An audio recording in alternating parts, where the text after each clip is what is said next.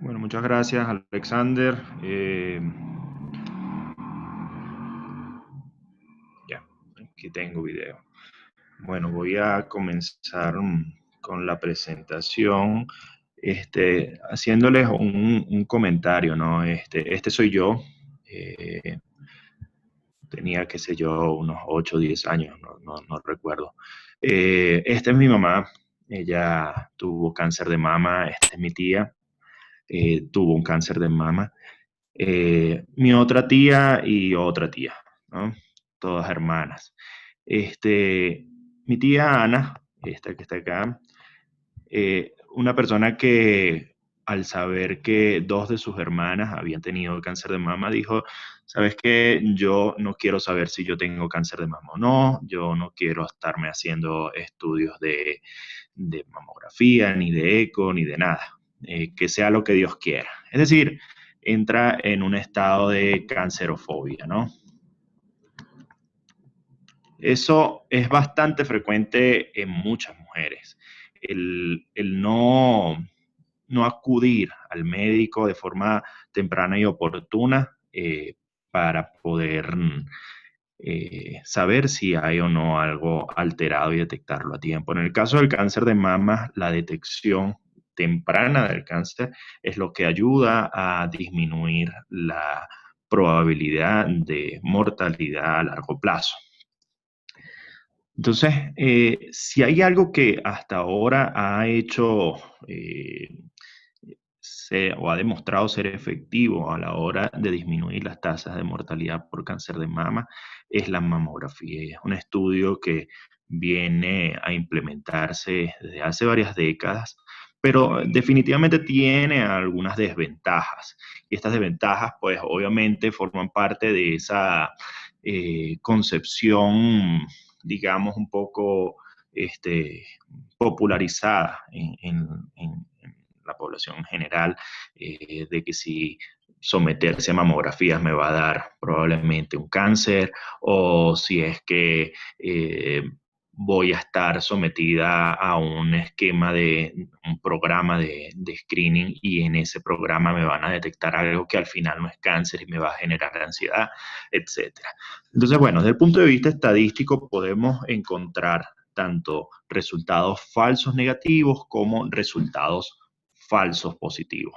En este caso, pues, los resultados falsos negativos, pues, hacen que tengamos muy probablemente una paciente con un cáncer de mama de intervalo. Así es como le denominamos nosotros, cáncer de mama de intervalo. Es decir, aproximadamente 2 pacientes de cada 100, aproximadamente, pudieran estar en esta situación de tener una lesión potencialmente que pueda ser cáncer y que no haya sido detectada en ese screening y pasar al siguiente año y detectarse en ese momento. Con respecto a los resultados falsos positivos, tenemos que existen lesiones que no son completamente definitorias de cáncer, pero son altamente sospechosas. Entonces, cuando se tiene una lesión como esta, pues el siguiente paso es realizar una biopsia, un nuevo estudio, cualquier otra cosa que aclarezca esa situación y por lo tanto estas lesiones son denominadas como falsos positivos. Y esa elevación de los falsos positivos es uno de los principales detractores de este programa. Fíjense acá, de cada 1000 mujeres, aproximadamente 5 que entran en un programa de screening, bueno, que no entran en un programa de screening, perdón, son mujeres que van a tener un cáncer de mama, ¿ok? Aproximadamente 22 van a morir por cáncer de mama, por cáncer de cualquier tipo. Y de las mujeres que son incorporadas en un programa de screening, 4 son encontradas que van a morir por cáncer de mama, 22 por otras causas.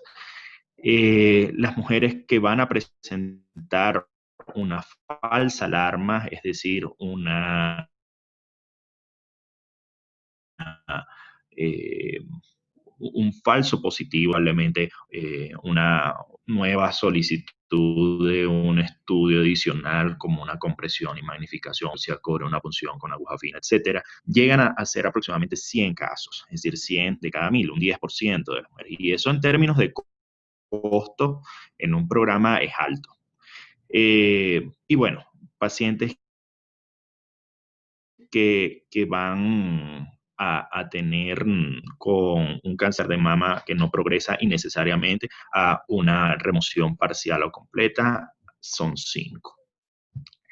En este otro esquema, fíjense que de cada 1000 mujeres que van a ser sometidas a un screening con mamografía, 100 son aproximadamente llamadas a acudir nuevamente por este test, que es este valor que hemos visto. 20 de ellas van a ser referidas a, a una biopsia, ¿ok? Y 5 van a ser diagnosticadas al final con cáncer de mama.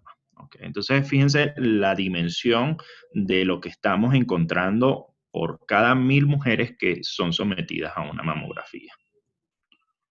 Entonces, entra otro aspecto detractor en la mamografía y el screening, ¿no? Es el sobrediagnóstico. Si en algún momento han leído o han escuchado algo acerca del sobrediagnóstico, buenísimo, porque es un aspecto muy importante en este tipo de programas. Fíjense que va a depender del subtipo de tumor o del mismo tumor. No es lo mismo hablar de un screening, por ejemplo, en cáncer de tiroides que en cáncer de mama, que en sarcoma, ¿ok? Los sarcomas, por ejemplo, son tumores que tienen un crecimiento muy rápido y este crecimiento muy acelerado hace que la expresión de síntomas pueda ir bastante cercana a la aparición del tumor y esta expresión de síntomas puede venir acompañada de una muerte del paciente en un periodo muy rápido. ¿Por qué? Porque el tumor es de gran agresividad. Por otra parte están tumores que crecen muy lentamente. Vamos a suponer un cáncer de tiroides. Existen muchas personas que puedan morir probablemente y que en las autopsias encuentren una presencia de cáncer de tiroides y que no fue la causa de muerte realmente por para esa persona. Entonces son lesiones que van a crecer muy lentamente y que nunca van a dar síntomas, ¿ok? Esta línea es la línea de los síntomas, ¿sí? Esta es la línea de la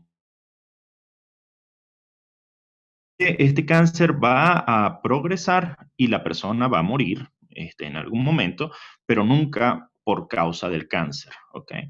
Ahora, hay tumores que sí pueden aparecer antes de que den los síntomas. Entonces, estos de crecimiento lento o muy lento van a ser susceptibles de un tipo de screening porque podemos detectarlos en el momento del screening antes de que den los síntomas o antes de que la persona fallezca. ¿Ok? Existen estos que son muy lentos, de crecimiento muy lento, que los podemos detectar, este es otro tema, pero que los podemos detectar antes de que den los síntomas, pero nunca van a causar la muerte del paciente, van a morir por otra causa. ¿Ok? Que se comportan muy parecido a estos que no progresan. ¿Okay? Entonces, los ideales que entran en un programa de screening son este tipo de tumores, los tipos de crecimiento lento. Es decir, en líneas generales, aquellos que podamos detectarlos antes de que causen síntomas y que por lo tanto podamos mejorar ese tipo de sobrevida a largo plazo. Les pongo un ejemplo. Fíjense, en el escenario 1, María entra en un programa de screening, pues es diagnosticada y tratada con cáncer de mama. Su cáncer es encontrado, es diagnosticado y tratado, y María vive hasta los 85 años y muere por un infarto de miocardio. En el escenario 2, María no entra en el screening, igual tiene un cáncer de mama, ¿ok? Desarrolla un cáncer de mama, pero no entró en el screening, no se diagnosticó nunca, nunca fue tratada, pero igual muere por un infarto a los 85 años. Esto es lo que nosotros llamamos sobrediagnóstico, ¿ok? Y por lo tanto, sobretratamiento. Sí, un tratamiento que no fue innecesario. Ahora, la pregunta del millón de dólares. cómo conocer cuál de estas pacientes que entran en un programa de screening realmente le estamos haciendo un sobrediagnóstico o un sobretratamiento. Esa es la pregunta del millón, ¿no? No es muy fácil poder decirlo. Quizás los estudios genéticos nos ayuden, quizás en un futuro, a poder definir qué pacientes realmente serán sometidas a un sobrediagnóstico y por lo tanto evitar un sobretratamiento. Pero sin duda, la, la incorporación de los programas de screening mamario desde hace décadas atrás, ha aumentado la probabilidad de que estas mujeres puedan disminuir esa mortalidad por cáncer de mama, específica por cáncer de mama. Así pueden ver cómo la incidencia ha aumentado también y la mortalidad ha bajado. Ha bajado incluso hasta un 20%, incorporar la mamografía en mujeres mayores a 50 años, ¿ok?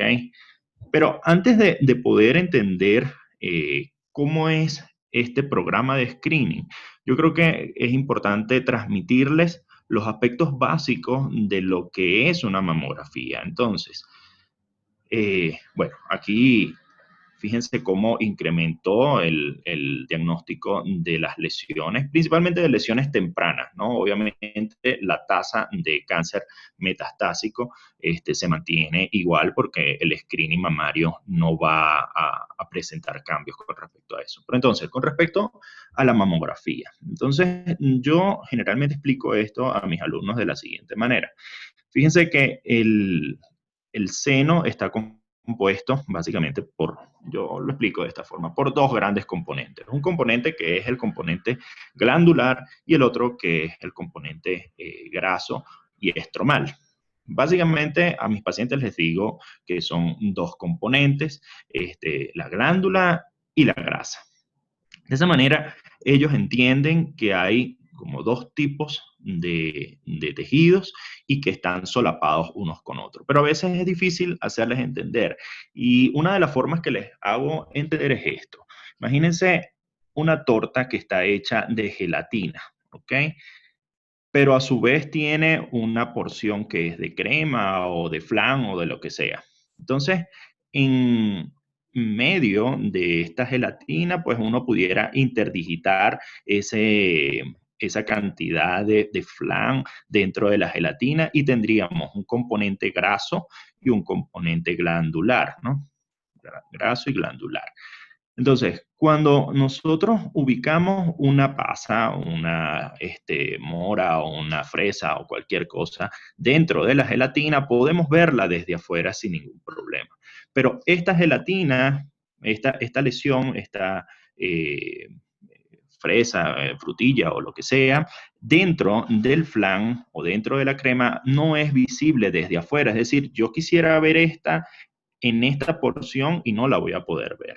Entonces, de eso se trata más o menos el funcionamiento de una mamografía. Una mamografía permite ver lesiones siempre y cuando estén en ese espacio de la grasa.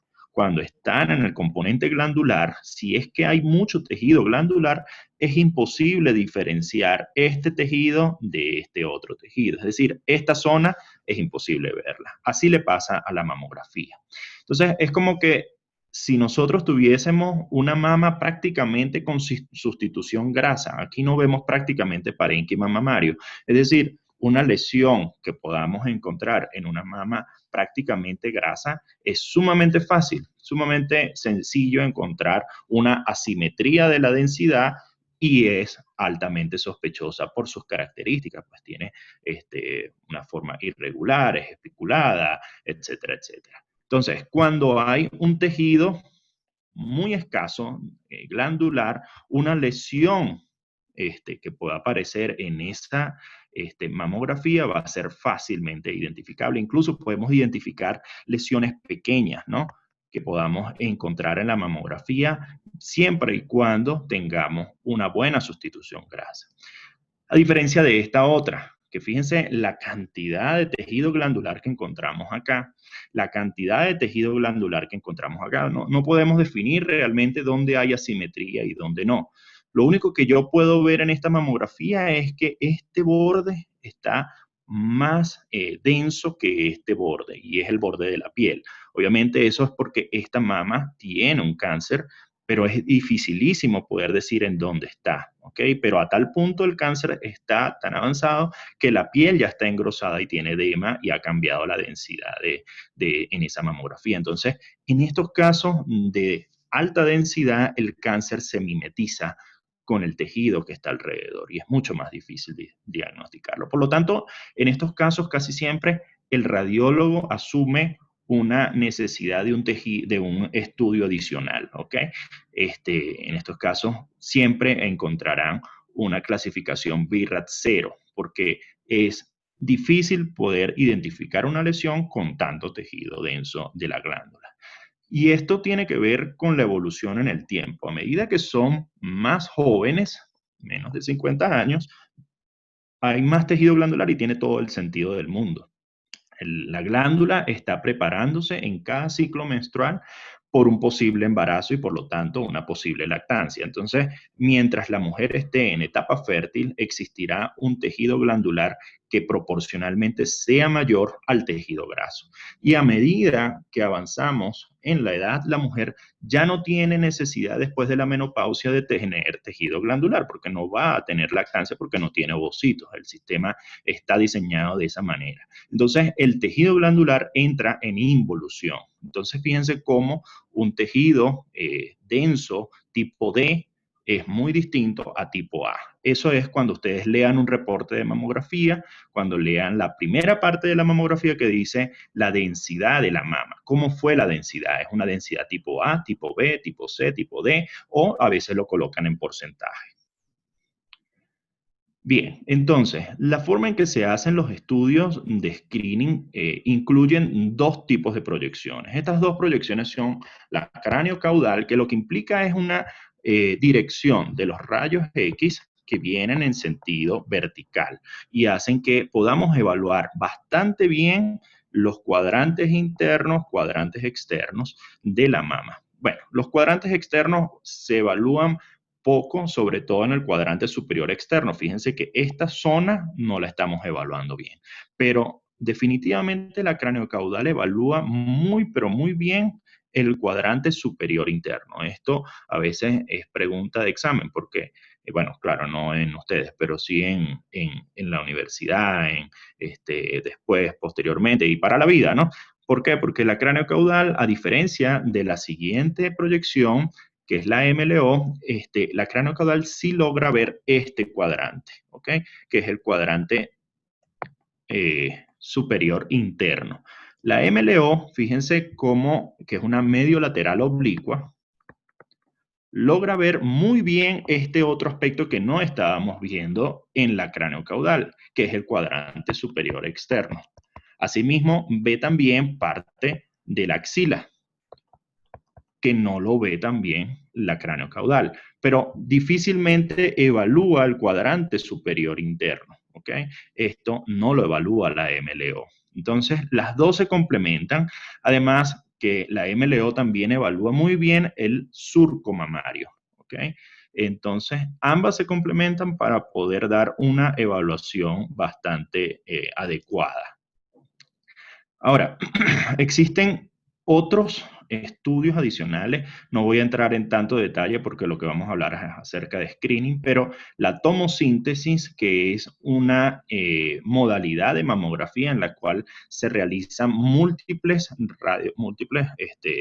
radiografías de la mama en múltiples direcciones, de modo tal de poder obtener una imagen o una descripción de múltiples imágenes, y eso hace que cuando nosotros tenemos un estudio como este, si tenemos una pelotica acá y está solapada con mucho tejido, muy probablemente pueda aparecer como lo que les estoy diciendo. Es decir, el flam y la frutilla no se puedan diferenciar una de otra. Pero si hacemos múltiples cortes, esto puede verse diferenciado. La tomosíntesis puede ayudar en pacientes con mamas un poco más densas. Tampoco es que es la panacea, pero definitivamente sí es mucho más útil en el hecho de diagnosticar lesiones que puedan distinguirse de un tejido y otro. Y aquí está la imagen que les hago mención. Fíjense cómo hay esta imagen y esta otra imagen. Son tres imágenes que cuando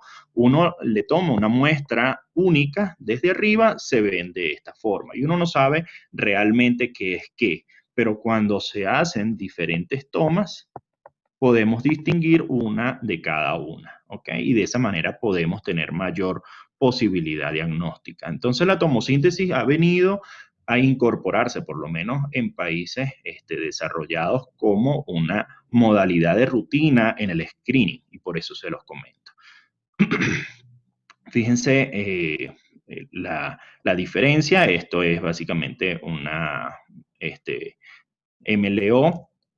Fíjense acá como una imagen 2D y una imagen 3D. En una imagen 2D vemos esta lesión de esta manera. En una imagen 3D podemos, claro, tendríamos que ver la secuencia de todas ellas, pero se ve distinto esta imagen en cada una y se ve la progresión de la lesión en cada una de esas imágenes. Entonces uno dice definitivamente que hay algo que hay que reevaluar. Fíjense acá, esta imagen en 2D y esta imagen en 3D. Es decir, 3D es porque tienes múltiples cortes que te permiten distinguir la lesión en varios planos, ¿ok? Bien, entonces, el cáncer de mama, ¿por qué es sometido a un programa de screening? Uno, porque es una enfermedad altamente frecuente en la mujer. Fíjense, en grupos etarios, una de cada 52 mujeres en el grupo de 49 años o menos tiene posibilidad de desarrollar cáncer.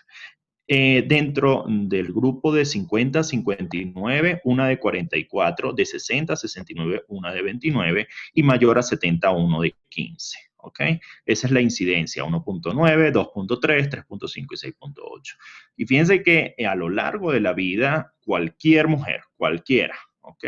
Cualquier mujer tiene una probabilidad de desarrollar cáncer de mama a lo largo de su vida, desde el nacimiento a su muerte, de 1 en 8. Es decir, una de cada 8 mujeres desarrollará cáncer de mama. ¿Ok? Esto en población general.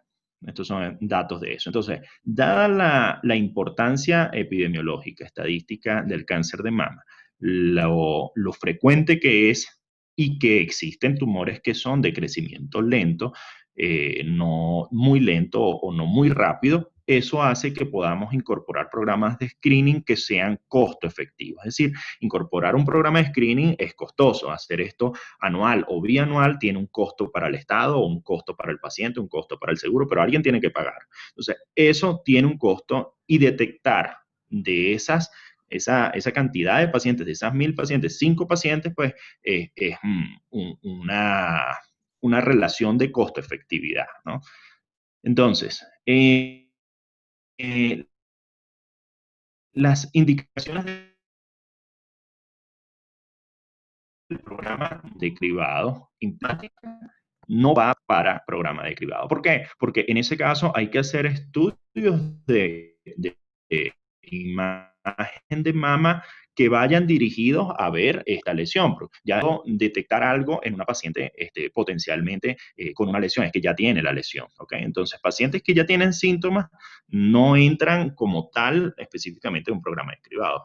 Ya simplemente es hacer los estudios, pero con otra intención diagnóstica. Bien, los resultados de estudios de imagen mamario previo están sin lesiones o con lesiones benignas. No haber dado lactancia en los últimos meses y no haber sido tratada de cáncer de mama en los últimos 5 años. Entonces, claro, depende mucho también de si la mujer se encuentra en una familia que tiene 3, 4, 5 personas que han tenido cáncer de mama, cáncer de ovario, cáncer de páncreas, cáncer de próstata. Es decir, alguna relación heredofamiliar asociada a mutación del gen BRCA1, BRCA2. En estas circunstancias que el riesgo se encuentra incrementado, los programas de screening tienen otra tonalidad o es distinto y no voy a entrar en detalle con respecto a esto. Voy a hablar acerca del cáncer de mama esporádico, es decir, del cáncer de mama en población de riesgo promedio. Entonces, en riesgo promedio, como les comentaba, la probabilidad de desarrollar cáncer ronda el 12.4%, que lo habíamos visto, que es alrededor de 1 a 8 1 de cada 8 mujeres tendrá cáncer de mama. Eso tiene un riesgo de 12.4. Bien, la forma en que se determina y se evalúa el riesgo es en base a si tienes entonces un riesgo promedio o un riesgo alto. ¿Cómo saber quiénes son pacientes que tienen riesgo alto? Entonces, lo que les había comentado. Historia personal de cáncer de mama. Es decir, esta mujer tuvo cáncer de mama hace 7 años. Bueno, ya esta mujer tiene un riesgo alto ya per se por haber tenido un cáncer de mama, porque ya incrementa la probabilidad de que en el otro seno o en el mismo seno desarrolle otro cáncer. Historia familiar de cáncer de mama, ovario, trompa. Ancestros con asociación a mutación genética BRCA, portador de alguna mutación para síndrome de cáncer de mama, ovario, hereditario. Biopsias de mama con lesiones de alto riesgo, radioterapia en el tórax entre los 10 y 30 años, esto es asociado generalmente a linfoma, ¿no? A tratamiento por linfoma. Entonces, una de las formas de detectar en población de riesgo promedio, ¿ok? Es decir, la mayoría de nosotros, es a través del modelo de Gale. El modelo de Gale es bastante ubicuo, bastante fácil de implementar, y sirve para poder definir si esta persona es promedio o es de alto riesgo. ¿Ok? Entonces, por lo tanto, se los recomiendo utilizar en su consulta cuando ustedes ya sean médicos y estén atendiendo a una paciente y puedan decir, bueno, mira, tú tienes una probabilidad de desarrollar cáncer como la gran mayoría de las personas o tienes alta probabilidad de desarrollar cáncer. Ojo, que esto amerita un screening distinto.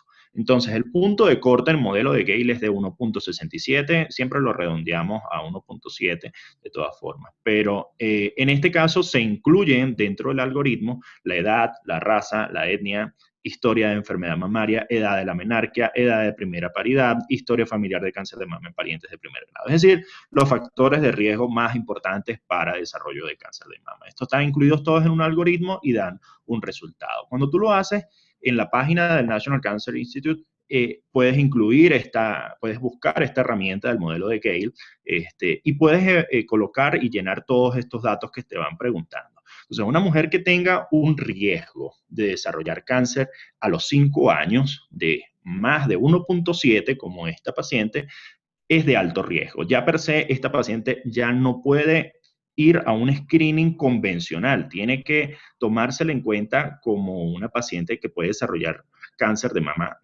con mucha mayor probabilidad, porque el riesgo promedio es de 0.8 de desarrollar cáncer de mama en esa mujer en que le hemos hecho este tipo de estudio, ¿no? A esa edad que le hicimos. Esto fue un ejemplo que yo hice.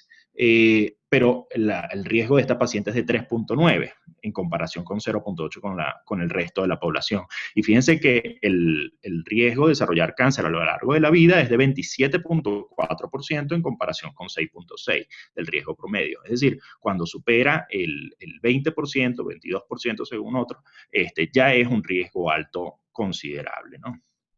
Bien, entonces el programa de pesquisa, ¿cómo se aplica?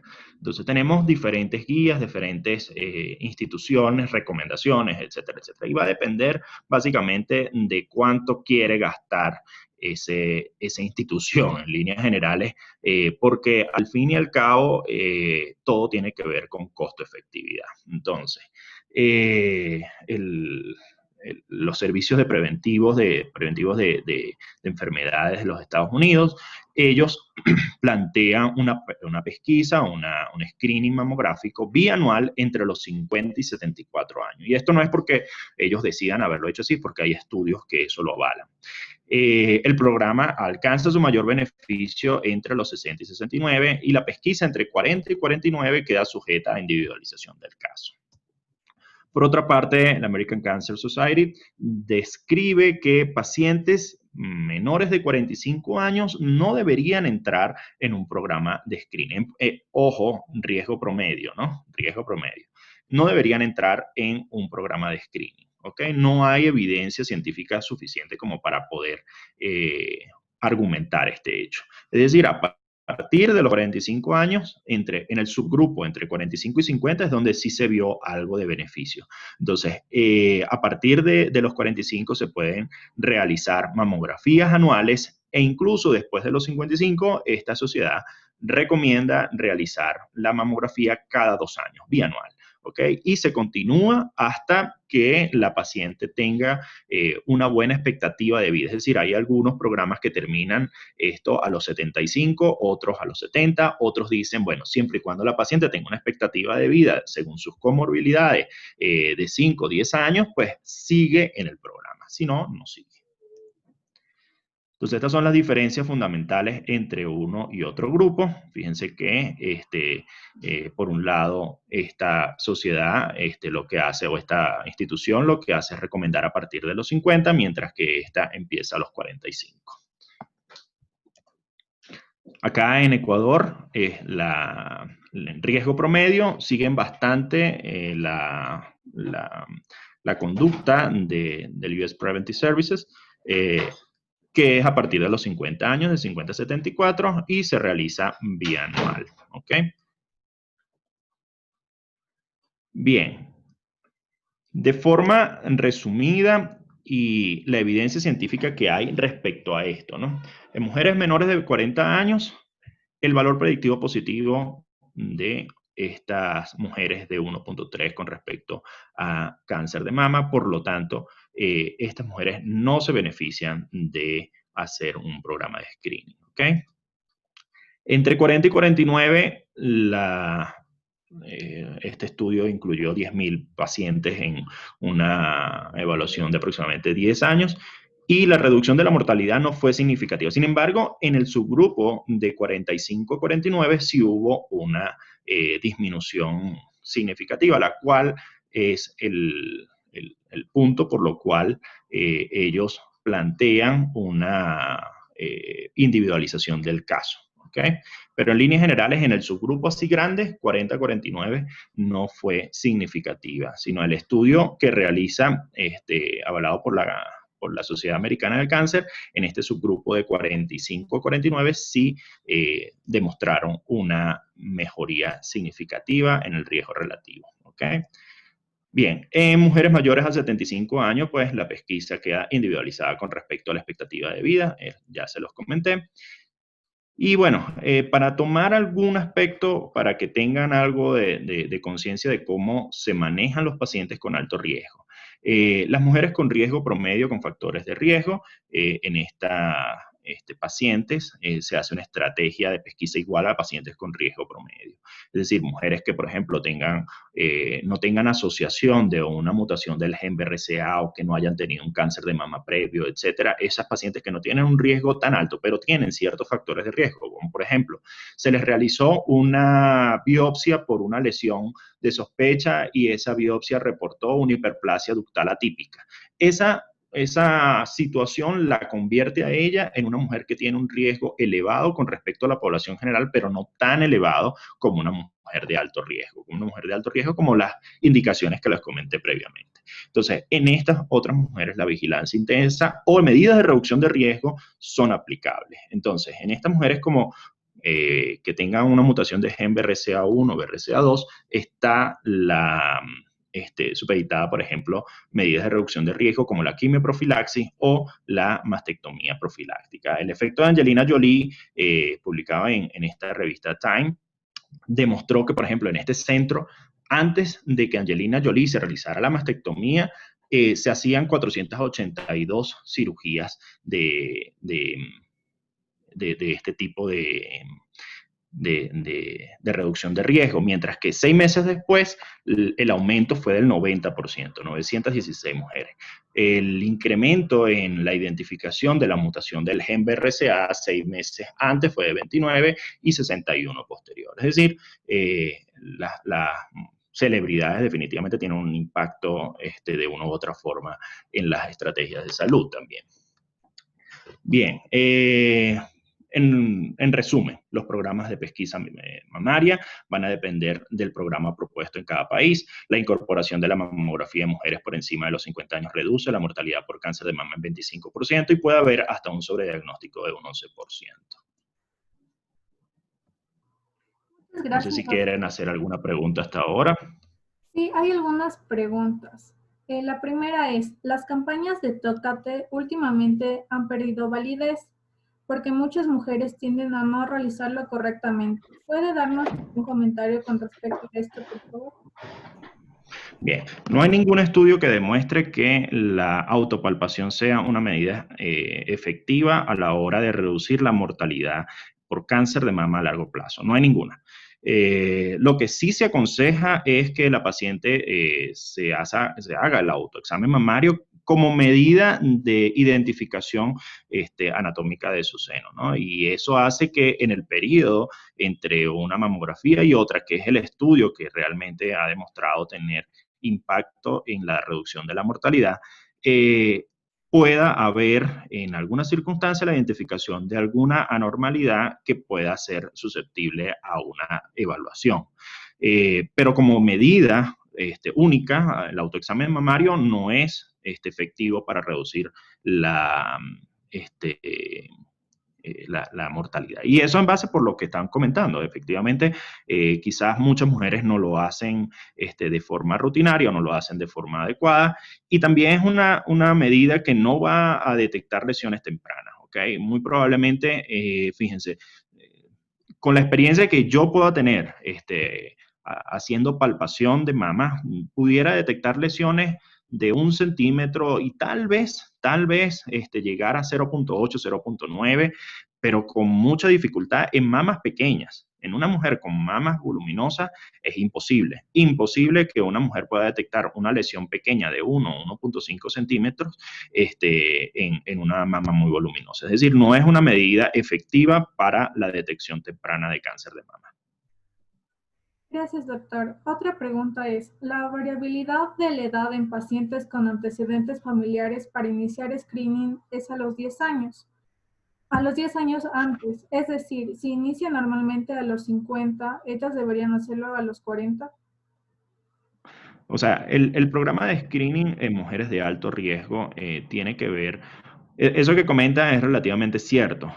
O sea, si una mujer tiene por ejemplo, un antecedente de cáncer de mama importante, eh, familiar, es decir, su mamá, su hermana, su tía han tenido cáncer de mama y este fue el diagnosticado más temprano a los 38 años, por ejemplo.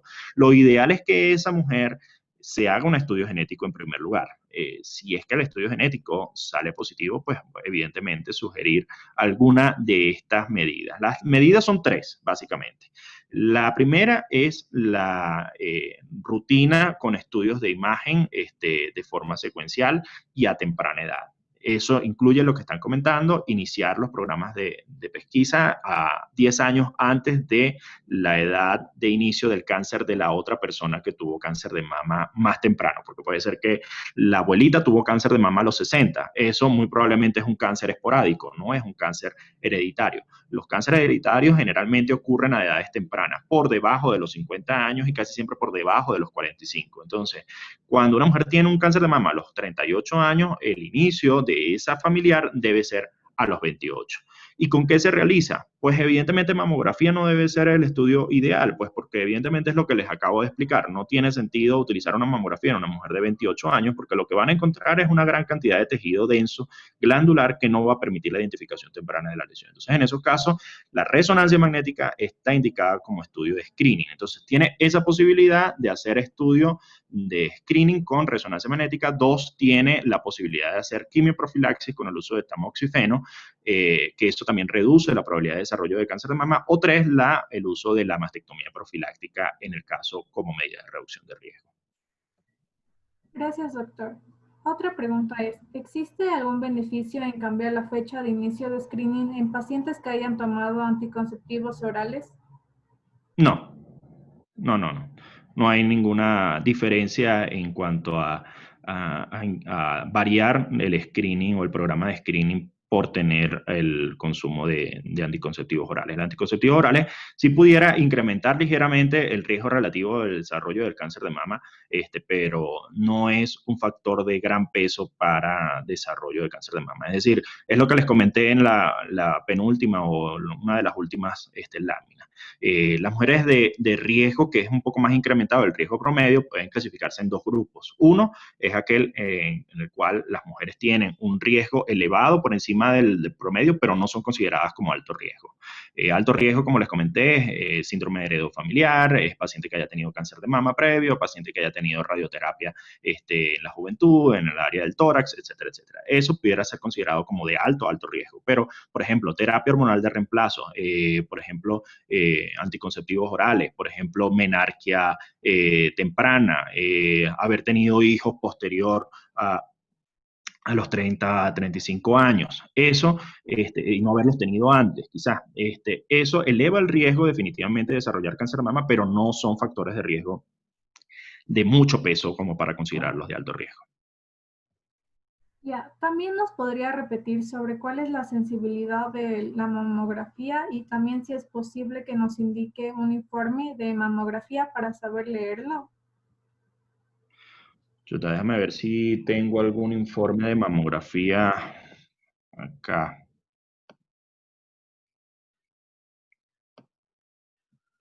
Déjame ver si...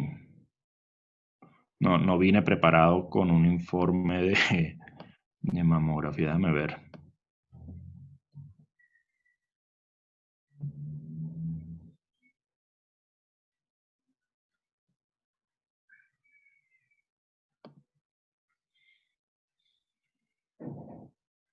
Yo creo que tengo aquí algunos. De hecho, no me acuerdo de una paciente aquí, pero tengo un informe de una resonancia. Este informe de resonancia que tengo acá, por cierto, no es muy adecuado, digamos. Este informe, bueno, les voy a leer lo que dice este informe. Mamografía bilateral, se realizan proyecciones craneocaudales y oblicuas mediolaterales de ambas mamas con los siguientes hallazgos: mamas simétricas en tamaño y densidad, patrón mamográfico heterogéneamente denso, ACRC. Entonces, lo que yo les había comentado, el patrón de densidad puede clasificarse en A, B, C y D. Esta es una mama tipo C, ¿ok?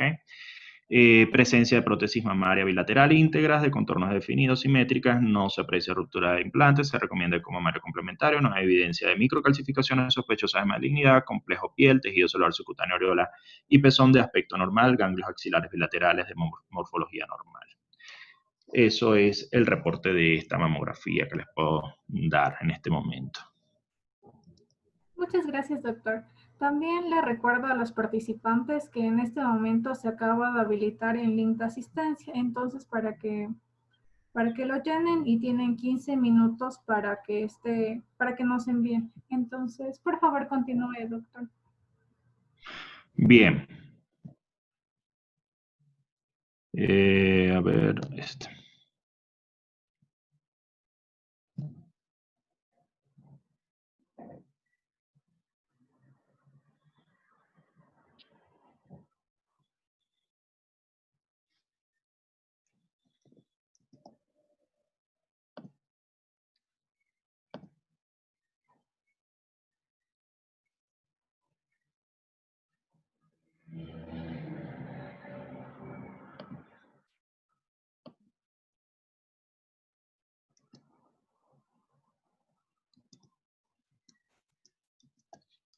¿Sí ven allí? Sí. Chévere. Bien, Papa Nicolau, un médico griego, tuvo pues su formación en Atenas, luego se mudó a los Estados Unidos, a Nueva York, llegó allí en calidad de inmigrante, realizando pues cualquier cantidad de trabajos no relacionados a su proyecto de vida inicial, pues, pero él en algún momento pues logró introducirse en este mundo nuevamente y como patólogo empezó a estudiar los cambios fisiológicos que ocurrían en el ciclo menstrual y haciendo esto logró encontrar un método de evaluación que ahora, por supuesto, es conocido por todos nosotros, pero en ese momento las personas detectaban el cáncer de cuello uterino de forma muy arcaica, por así decirlo, muy clínica. Solamente con la observación directa, solamente con la apreciación de síntomas. Es decir, una enfermedad ya localmente avanzada seguramente en la gran mayoría de los casos. Entonces, la detección temprana del cáncer de cuello uterino era algo que no estaba en el tapete. Y fue por accidente que el doctor Papanicolau pues detecta y hace este método de screening. Y con la persona con la que inicia en 1917, casualmente, es con su esposa realizando este método, ¿no? Y no fue sino hasta 1940 o la década de los 40 cuando realmente se implementa este método de detección temprana de lesiones de cuello uterino. ¿Ok? Bueno, esa implementación hace que definitivamente haya una disminución tanto en la incidencia como en la mortalidad por cáncer. Fíjense que aquí hay un dato interesante, no sé si me ven o si se me apagó no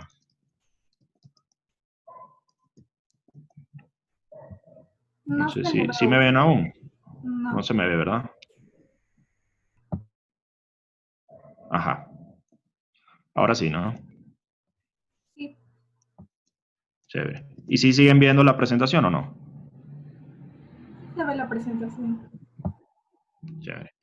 Bueno, fíjense que interesantemente en el cáncer de cuello uterino, a diferencia del cáncer de mama, la incidencia sí viene bajando, ¿ok? En el cáncer de mama la incidencia aumenta y la mortalidad baja. Eso tiene que ver porque las lesiones que se detectan son lesiones tempranas de cáncer de mama, mientras que en el cáncer de cuello uterino lo que estamos encontrando, detectando, es las lesiones preinvasoras, ¿ok? Entonces la detección es de lesiones preinvasoras, por lo tanto la incidencia de cáncer como tal baja. ¿Ok? En cambio, en el cáncer de mama no hay un incremento como tal de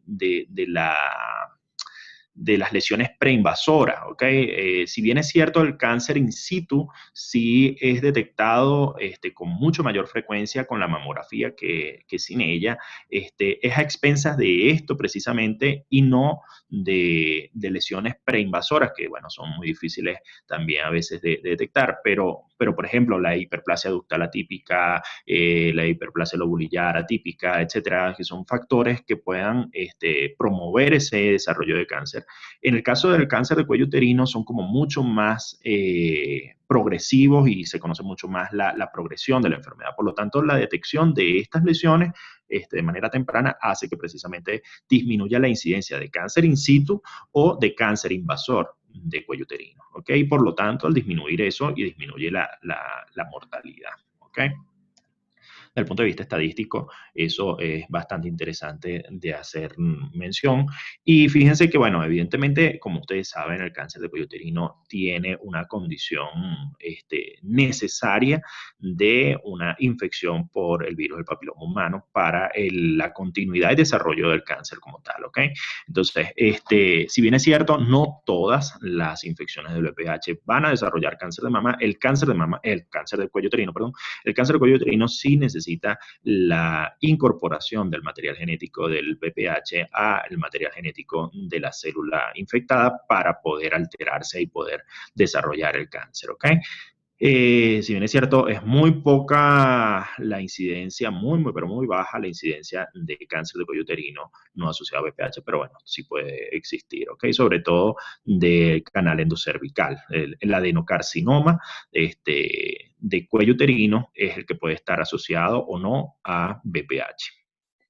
Bien, entonces la prevalencia de la infección por virus de papiloma humano pues es bastante frecuente y aproximadamente 10% de todas las mujeres sanas a nivel mundial se estima que están infectadas por este virus y puede variar de zona en zona, de región en región, etcétera, etcétera.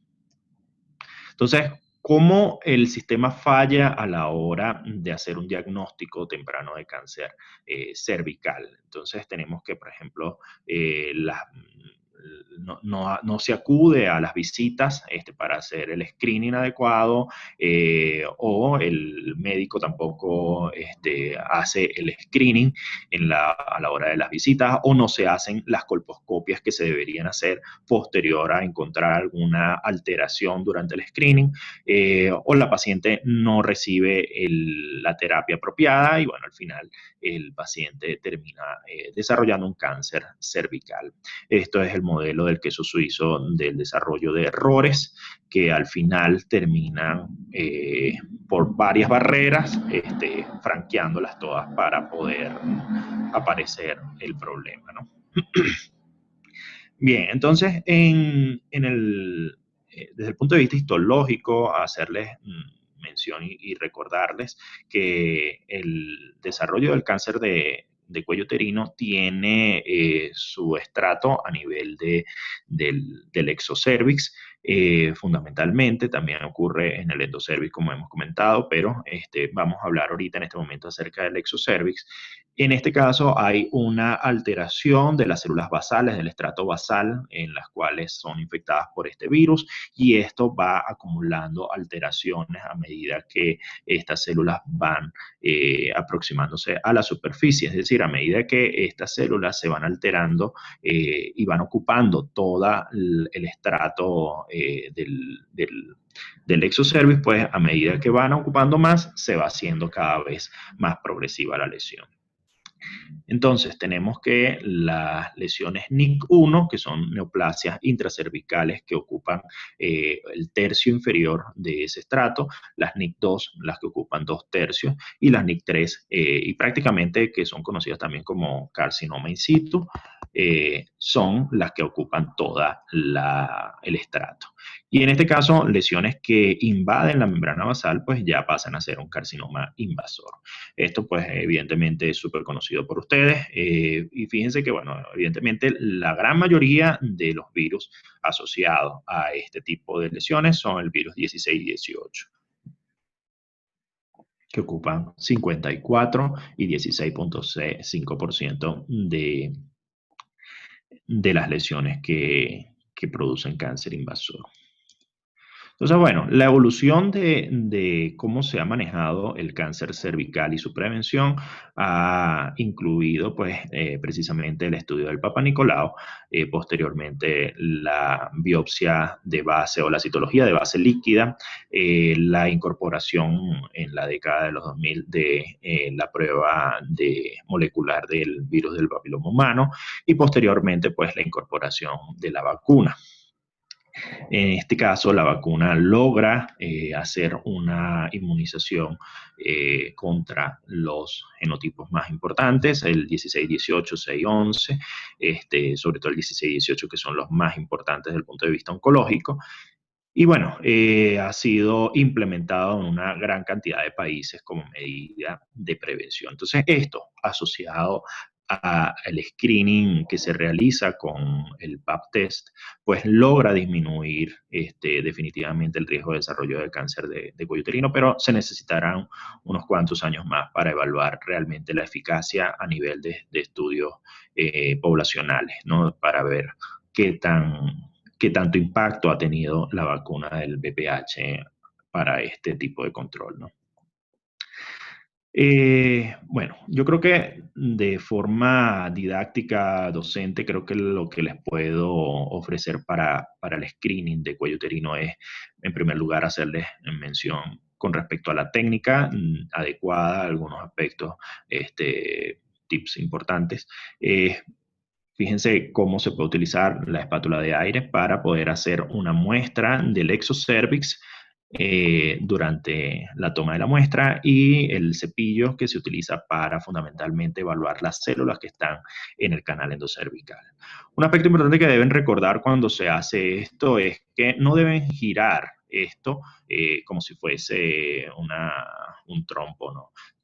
Con girarlo 90 grados, que entren acá y lleguen acá, es más que suficiente, ¿ok? Tendrán la muestra suficiente recolectada y no harán sangrar a la paciente. Si es que van a hacer una citología convencional y no de base líquida, pues evitar el sangrado es fundamental porque si no va a oscurecer y va a disminuir la sensibilidad de la detección de las células potencialmente malignas. Entonces, es importante no hacer sangrar al paciente. Y un aspecto también importante cuando tengan una paciente que van a hacerle una citología es evaluar si tiene precisamente sangrado o está en periodo de menstruación, etcétera.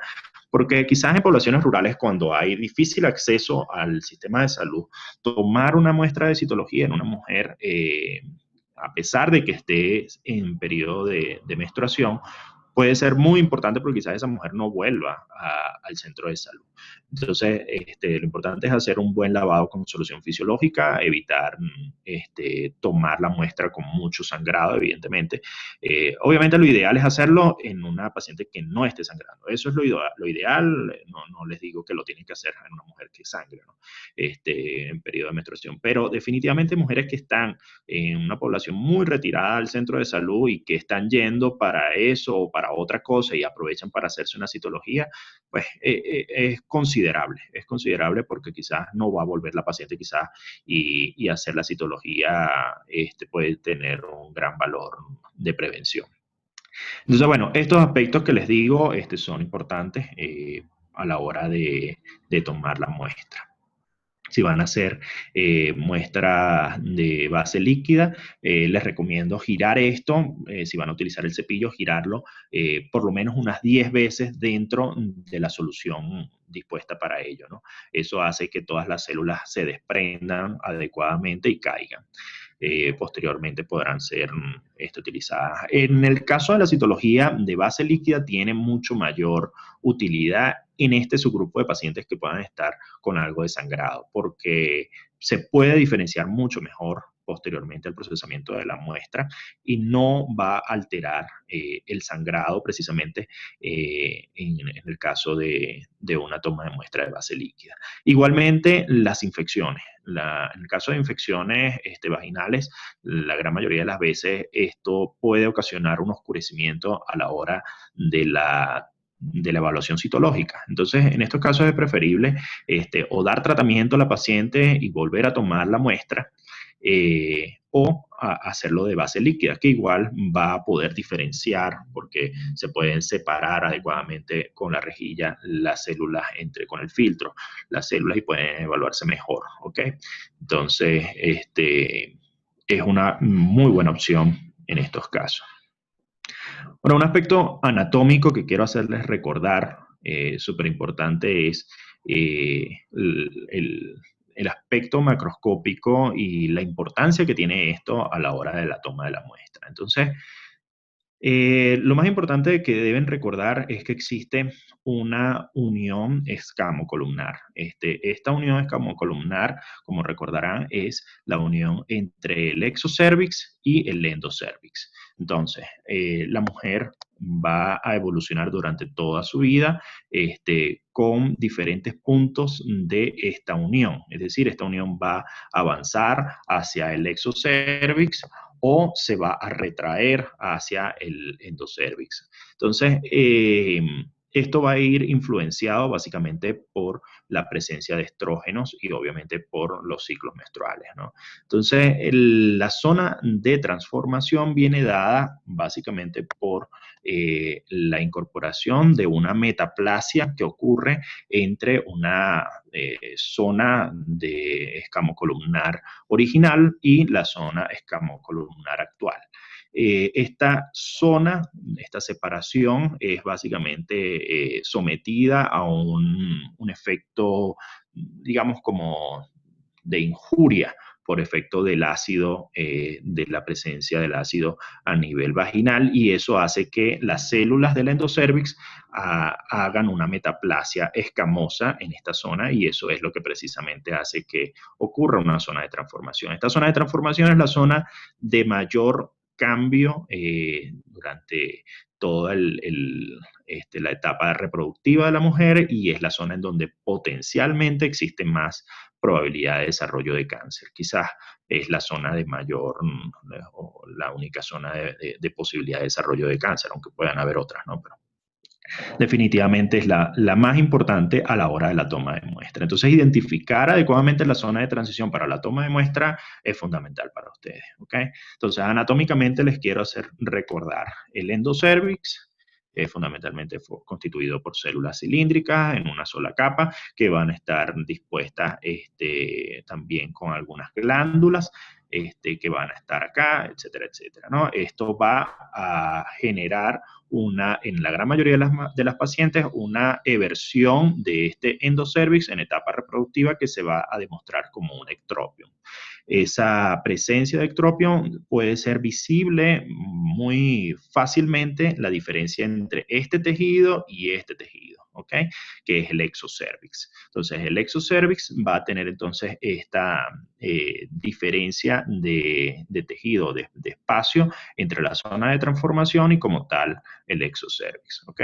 ¿Cómo lo vamos a diferenciar? Bueno, en el exocervix están todas las capas que ya habíamos comentado, que ya en histología ustedes lo conocen. Y yo quiero, comentarles y hacerles la analogía que es básicamente como una marca que deja el agua en la orilla con cada ola que aparece, ¿no? Entonces tenemos el exocervix, tenemos la zona de transformación y tenemos el endocervix, ¿ok?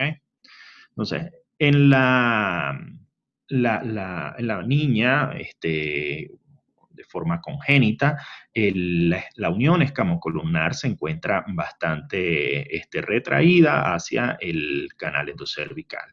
Posteriormente, en la pubertad inicial, esta salida del espacio endocervical, este ectropion que se forma, es precisamente producto de esa influencia hormonal. Pero va a haber una zona de este ectropio que va a estar más sometida precisamente a este cambio de pH.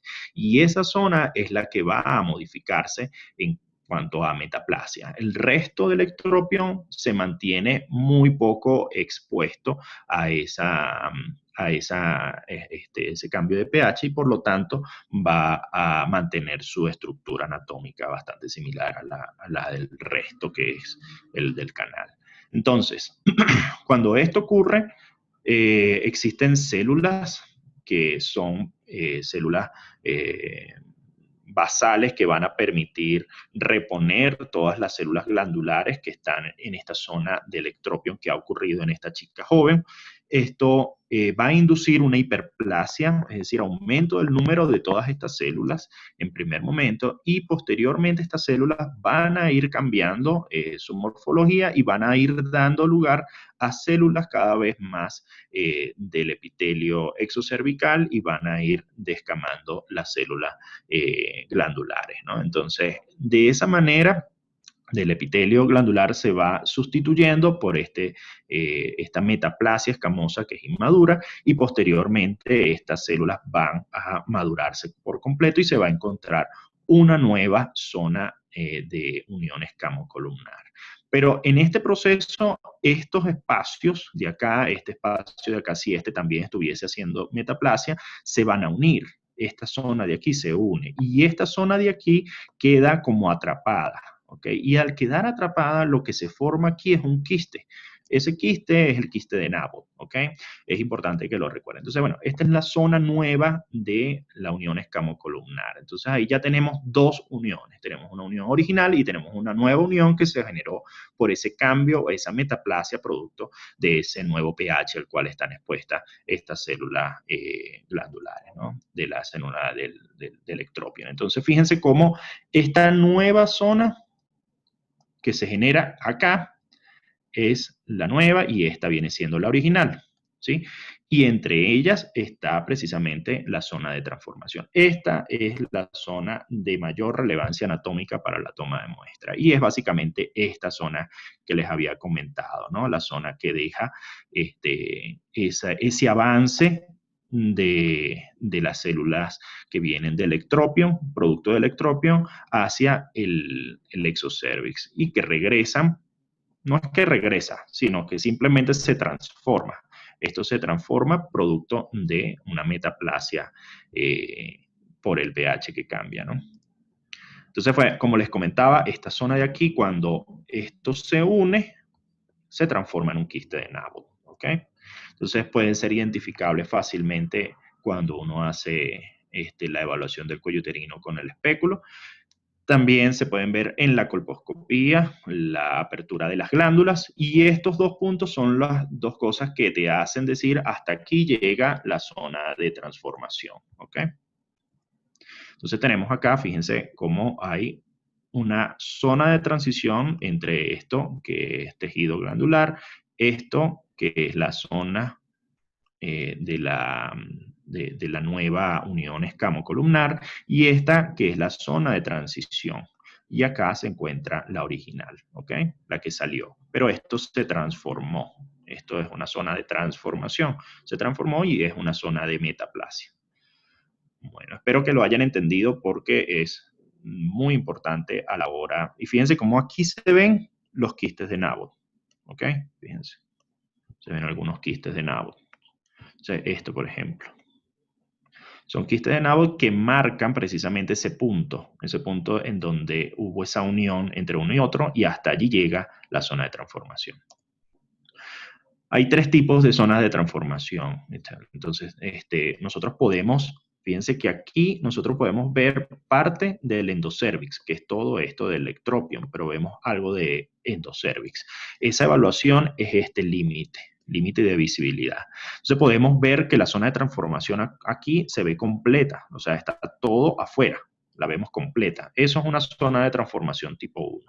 Existe una zona de transformación tipo 2 en donde una parte está más hacia el endocervix, pero igual todavía podemos verla. Y la zona 3 es donde hay una buena parte de esa zona de transformación que no logramos ver. No vemos la diferenciación entre un punto y otro, ¿ok? Entre las uniones camocolumnar.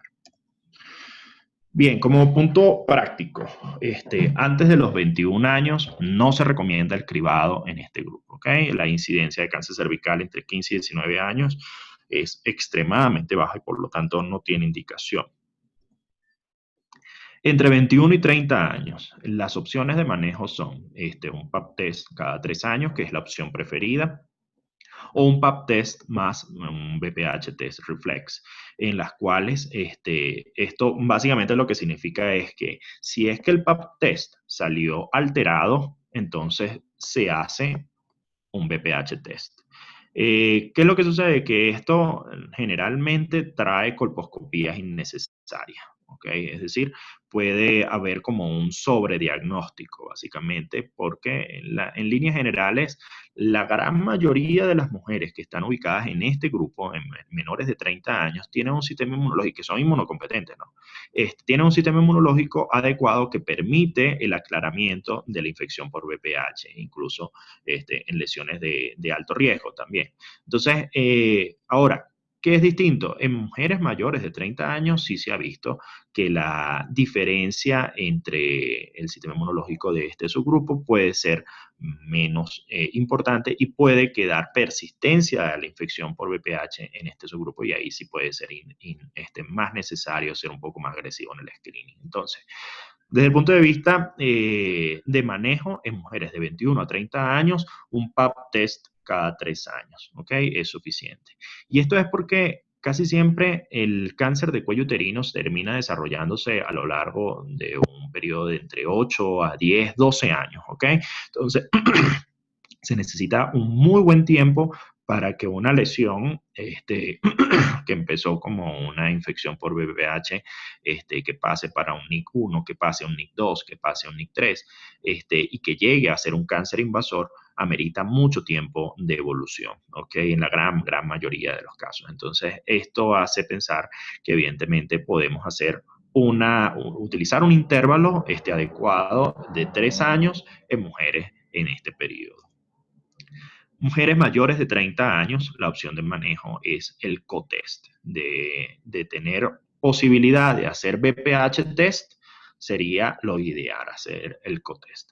Es diferente hacer cotest a hacer un pap test con BPH test reflex. ¿Por qué? Porque en el cotest se hacen ambos estudios al mismo tiempo, independientemente del resultado del pap test. ¿Ok? Entonces, este estudio se hace cada 5 años. Entonces, en base a los hallazgos, en base al resultado, uno puede hacer este seguimiento cada 5 años si es que sale negativo. Si es que sale algo positivo, se puede repetir o se puede hacer una colposcopía. Pero no voy a entrar en detalles de eso porque, bueno, no es el objetivo de la charla. Otra modalidad es realizar el pap test y BPH test reflex cada 3 años. Fíjense que acá lo haríamos cada 3 años, pues porque estamos haciendo pap test solo, ¿ok? Inicialmente. Si es que esto sale alterado, entonces hacemos BPH test reflex. Y la otra opción es hacer un pap test cada 3 años si no contamos con la posibilidad económica de hacer un BPH test, ¿ok? Esto en mayores de 30 años. Si es que sale alterado, pues pasaría a hacerse una colposcopía, ¿ok? Bien, ¿cuáles son los objetivos del cribado? Entonces tenemos que tener atención con lo siguiente: persistencia de infecciones de VPH y sobre todo en mujeres que estén mayores de 30 años. La presencia de un NIC3, que es básicamente un carcinoma in situ, eso obliga a hacer una biopsia un poco más generosa para hacer un diagnóstico si es que realmente esa lesión se encuentra limitada a ser un NIC3 o es que hay otras zonas que puedan ser potencialmente ya un cáncer invasor. Entonces, es un procedimiento diagnóstico. Ahora, ¿se puede transformar en un procedimiento terapéutico, una biopsia de cono, por ejemplo, una asa diatérmica, un procedimiento con asa diatérmica? Sí puede transformarse en el escenario en que un NIC3 termine siendo un NIC3. ¿En qué consiste esto? Para que más o menos tengan una idea. Si nosotros tenemos el cuello con su zona de transformación y en esta zona encontramos una zona alterada, en la evaluación con el ácido acético, nosotros podemos entonces tomar una muestra en sacabocado de esto. Entonces, esto cuando lo evalúan histológicamente nos reportan NIC3.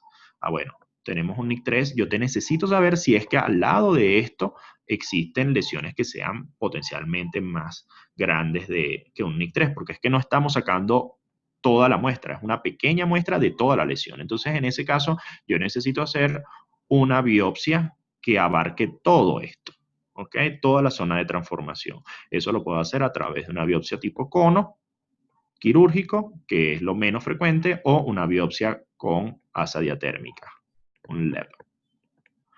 Entonces, en ese caso, cuando uno realiza esa biopsia tipo cono con asa diatérmica, uno puede evaluar toda la zona de transformación y determinar si realmente esto es todo un NIC3 o hay zonas de cáncer invasor. Si fuese un NIC3, entonces allí se acabó el problema. Ya la paciente está tratada. No hay necesidad de hacerle otra cosa. Pero es que si hay un cáncer invasor, uno tendría que evaluar otras cosas. Tendrías que evaluar, por ejemplo, si es la profundidad de la lesión, si hay invasión angiolinfática, la presencia de ganglios en la resonancia, etcétera, etcétera, para poder hacer una estadificación y determinar si es que necesita un tratamiento adicional, ¿ok? Más complejo. Otro objetivo es las lesiones NIC2 en mujeres mayores de 30 años por esta misma circunstancia. Estas lesiones pueden progresar a un NIC3, ¿ok? Y por lo tanto tener mayor tendencia a desarrollar cáncer. Y la persistencia de NIC2 o NIC3 en mujeres no adolescentes, es decir, mujeres que estén menores a 30 años, pero que en uno y otro control esté presente estas lesiones. Pero esto, bueno, quizás va más allá del manejo del screening, quizás el manejo como tal de los resultados y es un poco más complejo, es más de especialista. ¿Cuándo parar el cribado? Detener a los 65 años mujeres con adecuado cribado previo negativo. ¿Qué incluye eso? Por lo menos 3 pap test negativos consecutivos, ¿ok? Y si solo se está haciendo pap test, por lo menos en esos 3 años de entre cada uno. O 2 BPH test negativos consecutivos. O estudios realizados, estos estudios han sido realizados en los últimos 10 años. También se puede detener el cribado en pacientes que se le ha hecho una histerectomía. que incluye el cervix, porque hay histerectomías que son subtotales en las cuales no se incluye el cervix. Entonces, que no hayan tenido historias de NIC2 o NIC3, ¿ok? Vista que el cáncer de vagina es muy, muy raro y es una de, es también un cáncer que se desarrolla por la presencia del VPH, o está en la mayoría de las veces asociado al VPH, pero es extremadamente raro. Es tan raro así que si nosotros tuviésemos que decir, vamos a suponer, alguien te dice, oye, Leonardo, pero ¿por qué no le estás haciendo tu citología, aunque sea a la vagina, a la cúpula vaginal de esa paciente? Si tiene, qué sé yo, 37 años, le hicieron una histerectomía por una causa X, ¿no? Pero nunca tuvo historia de NIC1, de NIC2, NIC3, ni nada. Entonces, el desarrollo de cáncer vaginal en esta circunstancia es tan raro que pudiéramos quizás asimilarlo con la incidencia de cáncer de mama en hombres.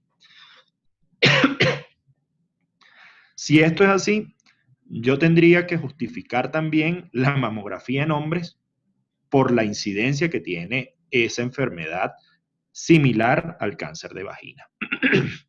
Entonces, no se justifica incluir en un plan de cribado a una mujer que tenga una histerectomía para hacerle solo citología vaginal de la cúpula cuando nunca tuvo historia de NIC2 o NIC3, pero que haya sido comprobado, obvio, ¿no?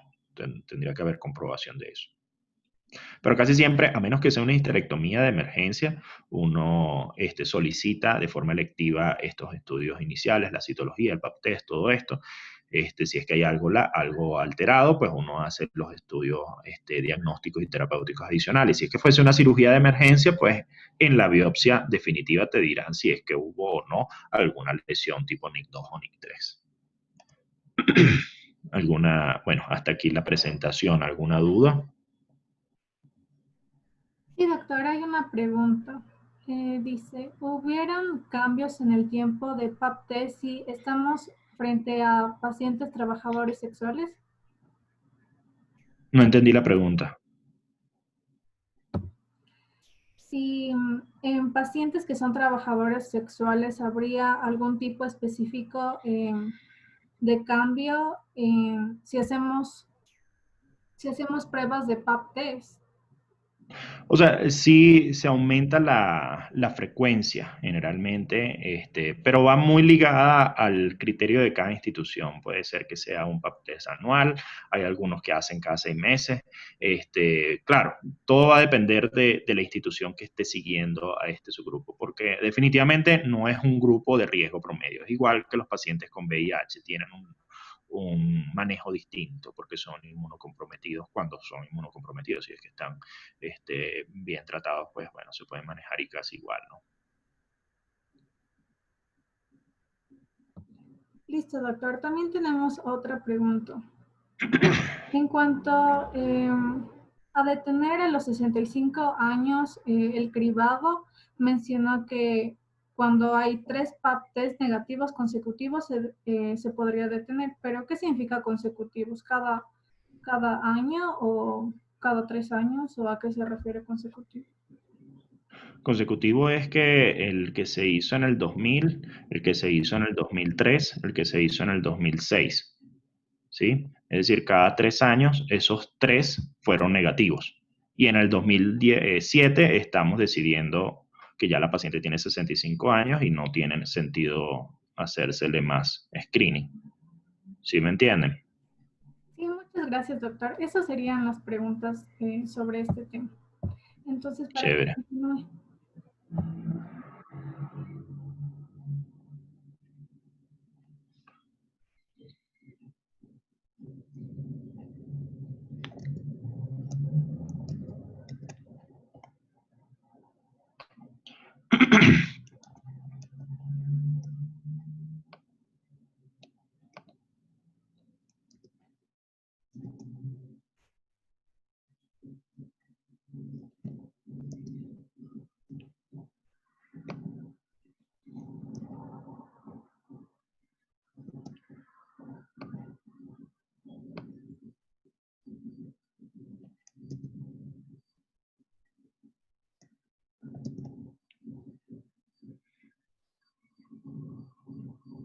Dame un segundito que no veo aquí, creo que es esta.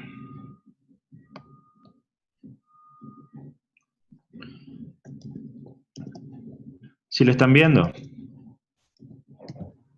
Sí se ve. Chévere. Bueno, yo tendría, qué sé yo, será como unos 19, 20 años. Me acuerdo que estaba en la carrera de medicina, estaba estudiando medicina, estaba con una gastritis, pero tenaz, tenaz. Y dije, bueno, nada, voy a hacerme la endoscopía. Me acuerdo que fui, bueno, no fue desagradable, obviamente, como a cualquier otra persona, pero el error que cometí en ese momento es que fui solo. Fui manejando con mi carro, llegué a la clínica, fui solo. Y obviamente después de haberme hecho el estudio tuve que pasar por lo menos unas 6, 8 horas ahí en la clínica para que se me pasara el efecto de la anestesia. Entonces, como médicos, traten siempre de recordarle a sus pacientes la importancia de la preparación de los estudios endoscópicos, ¿no? Lo que incluye la dieta, lo que incluye, por ejemplo, ir acompañados o ir en taxi, o etcétera, etcétera. Entonces, como anécdota les comento para que tengan presente, ¿no? El cáncer de colon, en esta ocasión vamos a hablar acerca de cáncer de colon y cáncer de estómago. Quizás vamos a hacer un poco más de hincapié en cáncer de estómago porque es mucho más frecuente en nuestra sociedad. El cáncer de estómago es relativamente menos frecuente en comparación con esta otra enfermedad y sobre todo geográficamente hablando, ¿no? Bien, el cáncer de colon es la segunda causa de muerte, por lo menos en los Estados Unidos, eh, como causa de cáncer, ¿no? Tiene en promedio un riesgo de desarrollo de cáncer de 1 en 20 personas, aunque bueno, varía ampliamente en base a los factores de riesgo individuales. Personas mayores de 50 años puede ocurrir el cáncer de mama con mucha mayor frecuencia que en menores. Sin embargo, esto es un punto interesante porque en la última, qué sé yo, en los últimos 10, 15 años se ha visto un incremento considerable y bastante preocupante de cáncer de colon en personas jóvenes, en personas que son menores de 50 años, personas que son menores de 40 años. De hecho, no hace mucho estuvimos en una reunión, un caso clínico en el Hospital Axis, con un chico de 16, 18 años de edad con un cáncer de colon. Entonces, claro, existen muchos síndromes genéticos que pueden estar asociados a esto, pueden estar asociado al síndrome de Lynch, el síndrome poliposia adenomatosa familiar, puede estar asociado Peutz-Jeghers, puede estar asociado a muchas otras enfermedades, Cowden, etcétera, que puedan aumentar la probabilidad de desarrollo de cáncer de colon en personas jóvenes. Pero definitivamente la dieta, el cambio de estilo de vida en los últimos años también ha sido un factor importantísimo en el desarrollo del cáncer de colon en personas jóvenes. Entonces es algo a tomar en cuenta, en consideración y sobre todo que debe ser tratado de transmitir a la generación de médicos que pueden hacer ese cambio en cuanto a medidas de prevención. Bien, las personas que tienen esta penetrancia familiar importante, pues evidentemente tienen mucho mayor riesgo de desarrollar cáncer de colon en edades más tempranas, ¿ok? Bueno, evidentemente por ser una enfermedad tan frecuente, es una enfermedad que pues, ha afectado como enfermedad de salud pública muchas de las naciones occidentales. Disculpe, un momentico, déjame tomar un vasito con agua ya.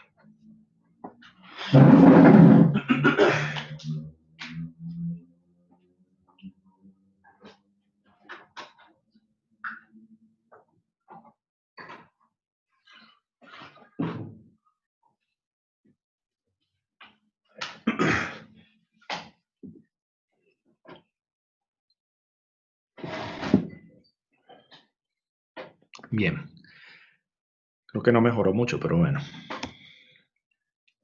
Desde el punto de vista estadístico, el cáncer de colon, fíjense que en hombres la incidencia de cáncer de colon está ubicada en la tercera posición está ubicada en la tercera posición en mujeres, es decir, es un cáncer con bastante presencia, incluso desde el punto de vista de mortalidad. El cáncer de colon también forma parte de esta lista, ¿no? Y está ubicado también en tercera posición. Ahora, un dato interesante que quiero que vean para que comprendan algo, ¿no? Ya. Eh, Fíjense, el cáncer de colon, la estimación de nuevos casos para el 2020 fue de 78.300 personas. La mortalidad para cáncer de colon en este mismo grupo, en este mismo año, fue de 28.000 personas. Es decir, obviamente estas son personas que fueron diagnosticadas años previos, ¿no? Y que ahorita se están muriendo. Algunas sí habrán tenido el cáncer el mismo año y murieron el mismo año, pero bueno, es difícil definir quiénes son y quiénes son unos y quiénes son otros en términos estadísticos. Pero lo cierto es que cuando uno lo ve poblacionalmente y de un año en otro, pues estos números se mantienen bastante similares en relación quizás al crecimiento poblacional de la zona que estás evaluando, ¿no? Entonces, la proporción que hay es muy distinta en cáncer de colon y recto que, por ejemplo, de cáncer de páncreas, vamos a suponer. Cáncer de páncreas tiene una incidencia de 30.400, es decir, 30.400 personas se diagnosticaron este año de cáncer de páncreas, mientras que murieron 24.640 personas. Es decir, esto lo que asume es que el cáncer de páncreas es muy, muy agresivo o que lo estamos detectando muy avanzadamente. En cambio, el cáncer de colon o es que es menos agresivo o es que lo estamos detectando muy tempranamente. También tiene que ver mucho con la prevalencia de la enfermedad, es decir, una enfermedad mucho más prevalente, una enfermedad que aparece con mucho más frecuencia, el cáncer de colon que el cáncer de páncreas. Son 78.000 personas versus 30.000. Igualmente, fíjense cómo el cáncer de mama, ¿no? 276.000 mujeres fueron diagnosticadas y 42.000 fue que murieron. Es decir, es una diferencia significativa, bastante importante, en comparación, por ejemplo, con páncreas o con, por ejemplo, melanoma, que también probablemente sea una enfermedad. Vamos a ver melanoma acá. Bueno, melanoma creo que no sale. No sale porque me imagino debe ser menos la cantidad o no sé. No la veo aquí, pero bueno. Pero igual es una enfermedad a veces que puede ser altamente agresiva cuando se detecta muy tempranamente, muy tardíamente. Quizás ahorita como se hace más prevención cuanto melanoma, muy probablemente haya menos casos. Pero para páncreas seguramente no hay porque no hay medidas de screening. Entonces eso es a lo que les quiero hacer reflexionar, ¿no? Bien, esta tabla también la habíamos visto en la tabla de mama. Fíjense que el cáncer de colon en hombres que están menores de 49 años tienen una probabilidad de 1 en 262, mientras que en personas que están en 60, 69 años, 1 en 90, en 50, 59, 1 en 143, en mayores de 70, 1 en 30, y a lo largo de la vida, 1 en 23. Muy similares las estadísticas en mujeres. Bien, esto es básicamente la tabla de probabilidades de supervivencia a los 5 años de las enfermedades según los estadios. Esta es una clasificación dada por las SER, la SER, que es el registro de datos epidemiológicos de enfermedades de los Estados Unidos. Ellos lo clasifican básicamente en tres grupos, no se da mucha complicación. Enfermedades que son locales, enfermedades que son locorregionales y enfermedades que tienen compromiso a distancia. Entonces, el caso de cáncer de colon, fíjense, colon y recto, cuando los combinamos tenemos que las personas que son detectadas con lesiones locales, es decir, que no tienen ganglios afectados de esa cuenca de drenaje, tienen un 90% de probabilidad de estar vivos a los 5 años, mientras que las personas que ya tienen enfermedad en el hígado, por ejemplo, tienen enfermedad a distancia, tienen una probabilidad de 14% de estar vivos a los 5 años. Es decir, 14 de cada 100 están vivos. Esto es lo mismo que les acabo de decir, pero visto más grande, porque lo otro se veía pequeño. Bien. Y esto es lo que les comentaba en el subgrupo de personas que son jóvenes, ¿ok? En las personas jóvenes, el cáncer de colon también ha venido creciendo con cierta frecuencia. Esta frecuencia ha sido preocupante, sobre todo en este subgrupo de pacientes, en mayores de 30 años, menores de 40. La incidencia de estos casos, pues, muy probablemente pueda ser debida a cosas a factores ambientales, factores de estilo de vida, factores de dieta, etcétera, etcétera. Porque estos valores no se ven, por ejemplo, en las poblaciones asiáticas. Esto es básicamente poblaciones occidentales, sobre todo en países como los Estados Unidos o países, Canadá, etcétera. En estos en donde quizás la dieta sea muy rica en carnes procesadas, eh, eh, baja en vegetales, baja en fruta, baja en otros aspectos que pueden favorecer más bien, ¿no? Entonces, en estas circunstancias, el cáncer de colon y recto ha venido incrementando en personas jóvenes y es algo que se debe mantener en cuenta porque puede seguir aumentando. Esto es más o menos la distribución del cáncer de colon y recto a nivel general. Fíjense que si bien es cierto, el cáncer ocurre con mayor frecuencia en esta zona, ¿ok? Y básicamente esto es la razón por la cual quizás la rectosigmoidoscopia también es una buena medida, porque puedes evaluar un buen porcentaje de las lesiones que aparecen en el colon, ¿no? Pero bueno, dejas por fuera o la evaluación de una buena parte de todo del tubo digestivo que estamos evaluando, ¿no?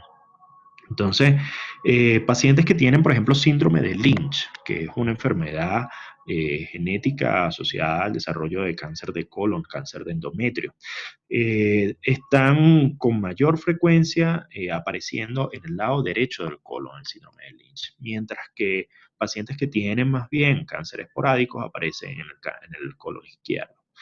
Eh, bueno, la sintomatología es distinta, obviamente, pero no voy a entrar en sintomatología porque no tiene sentido esperar a que el paciente llegue con síntomas porque estamos hablando de screening, ¿no? Entonces, evidentemente existen varias medidas, varias modalidades para evaluar este tipo de lesiones. Tenemos la colonoscopia, que es como una de las medidas más utilizadas a nivel mundial. Tenemos también el test fecal inmunoquímico. Tenemos la colonoscopia virtual, la sigmoidoscopia, la sangre oculta en heces, el test de ADN fecal multidirigido que ha venido implementándose en los últimos años. ¿Okay? Esto fue quizás aprobado por la FDA hace como unos 5 o 8 años aproximadamente. Bien, aquí tenemos como un resumen de cada uno de estas pruebas y cómo es su efectividad. Fíjense que vamos a hablar acerca de cáncer colorectal, ¿ok?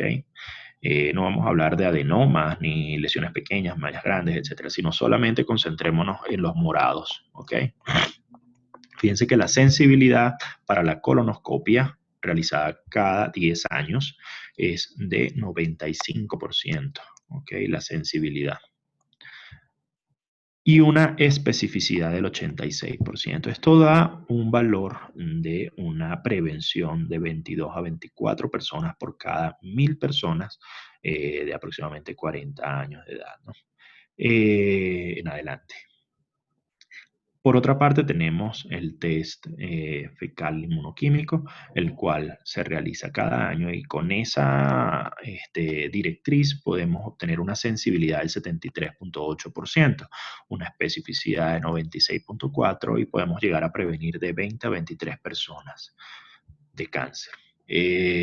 La colonoscopia virtual tiene una capacidad de sensibilidad del 84%, realizándose cada 5 años con una especificidad del 88% y puede prevenir hasta 16-24 personas. La sigmoidoscopia evidentemente tendrá su aplicabilidad en las zonas que puede evaluar, no más allá. Y evaluándolo específicamente en esa zona tiene la misma sensibilidad que la colonoscopia, ¿ok? Para evaluar solo lesiones de recto y de sigmoide, y puede prevenir de 16 a 21 casos. La prueba de sangre oculta en heces con base a guayaco se utiliza con alguna frecuencia y esto se hace cada año. Perdón. Se hace anual y permite tener una sensibilidad del 70% y una especificidad del 92.5%. Puede llegar a prevenir 20 a 23 personas de cáncer.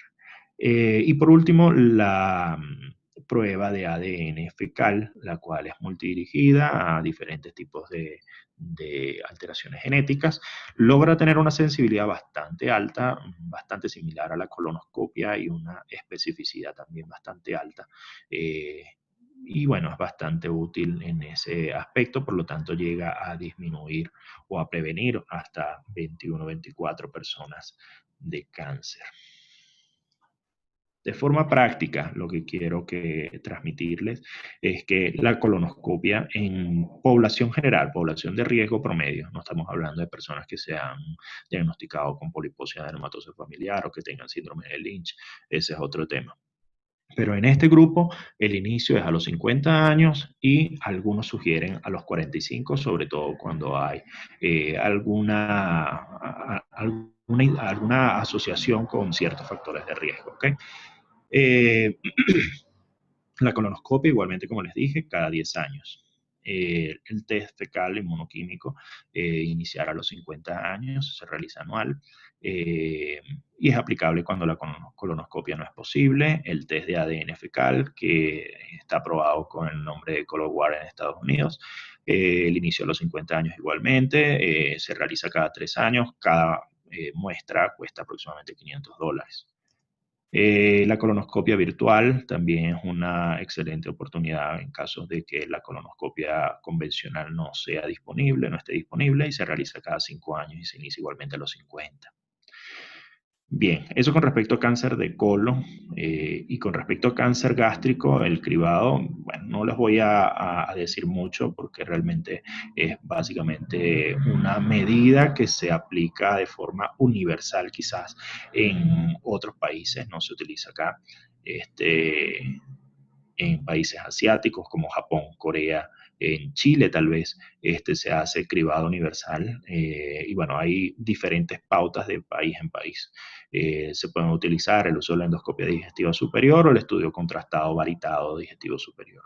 Se puede utilizar a veces la combinación o se puede utilizar por separado. Pero, por ejemplo, en Japón, las personas que son mayores de 50 años entran en programa de cribado, se realizan radiografías varitadas superior de forma anual o se hacen endoscopías digestivas superiores cada 2 o 3 años. Eso es, por ejemplo, el programa que tiene en Japón. En Corea, tal vez, por ejemplo, es una endoscopía digestiva superior, le dan más aplicabilidad a la endoscopía que a la radiografía varitada y se hace igualmente cada 2 o 3 años. Bien, eso es lo que quería transmitirles de esto. El chat está abierto para sus preguntas si tienen cualquier duda con respecto a toda la conferencia del Dr. Rousseau. Sí, eso es.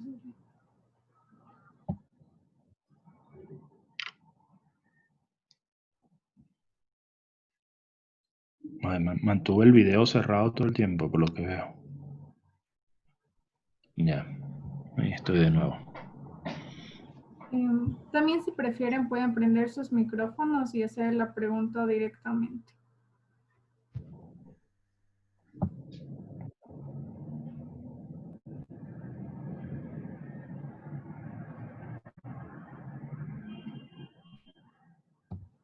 Tenemos una pregunta. Dice, ¿existe relación en la dieta para el cáncer gástrico y por eso el screening específico en ciertos países?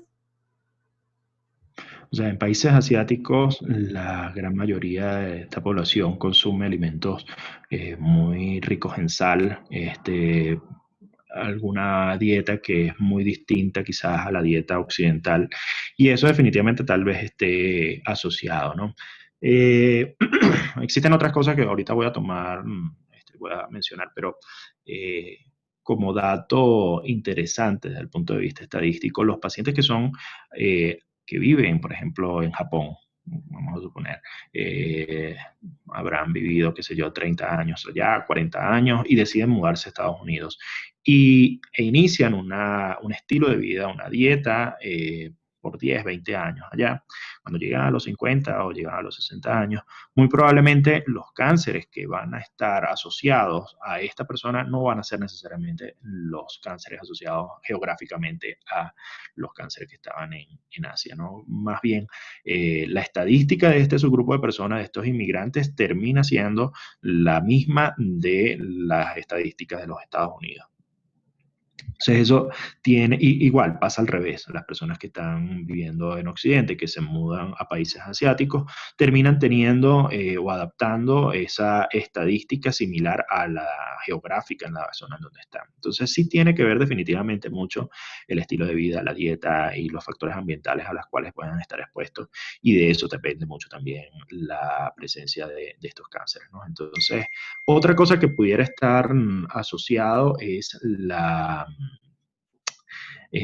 presencia del Helicobacter pylori. Es una asociación quizás no tan completa en los estudios, no se ha demostrado con cierta, porque es difícil desde el punto de vista metodológico, pero definitivamente la gastritis crónica que genera una infección por Helicobacter pylori sí está demostrado que va a producir cambios estructurales anatómicos y histológicos que van a predisponer a la persona a desarrollar cáncer gástrico. Entonces, en muchos países asiáticos también el programa puede estar dirigido a la identificación y erradicación del Helicobacter pylori por esta razón. Muchas gracias, doctor. ¿La colonoscopía podría tener repercusiones en lesiones y contención? ¿Perdón? Sí, la colonoscopía podría tener repercusiones en lesiones y contención. ¿Qué significa contención? No entiendo la pregunta. El participante que preguntó esto quisiera explicar más.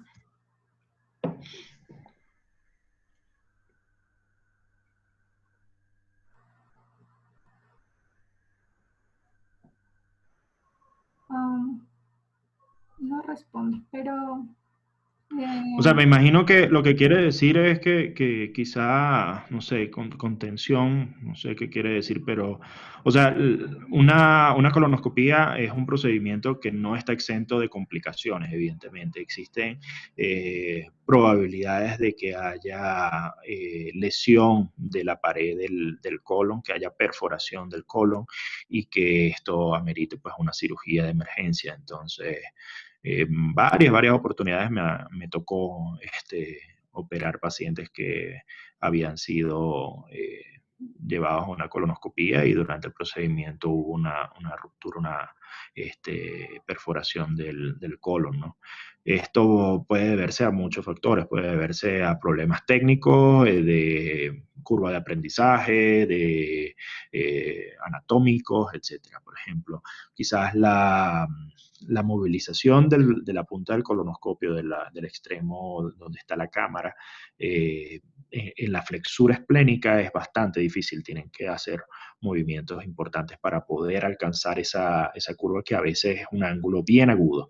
Entonces, en esos puntos pudiera haber riesgo de lesión. Un punto bastante frecuente que ocurre esto es en la unión recto-sigmoidea, donde el colon sigmoide es muy móvil y eso hace que precisamente la punta no se dirija adecuadamente y la persona que quizás no tiene tanta experiencia, que no ha adquirido una curva de aprendizaje adecuada, puede movilizar el colonoscopio en contra de la pared y terminar perforándolo. Entonces eso es una complicación que está vigente pues en una colonoscopía, evidentemente, ¿no?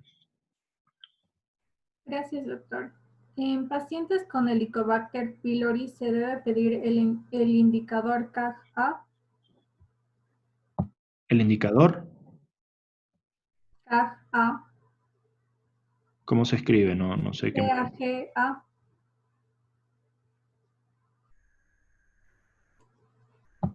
Para evaluarlo. para la identificación. Me parece que O sí. sea, el test de Uriasa es un test que convencional y bastante difusamente se utiliza para la evaluación del Helicobacter pylori, ¿no? Es la evaluación ideal para hacerlo, ¿no? Listo. Ya no hay más preguntas, entonces con eso cerramos. Les queremos recordar que la segunda fase de este proyecto es compartir una imagen de las que les vamos a enviar al chat. Tienen que compartirlas en sus redes sociales, al menos una, y eso. Entonces, en las próximas horas les estaremos enviando esas imágenes y también el test de evaluación, que deben aprobarlo con un mínimo de 7 sobre 10 para tener el certificado de asistencia. Y eso sería todo. Gracias por su participación, doctor Rousseau, e igual Chévere, a todos gracias a los ustedes. participantes. Sí. Gracias a ustedes por la invitación. Bueno, encantado de participar. Pasen feliz día. Muchas gracias, doctor.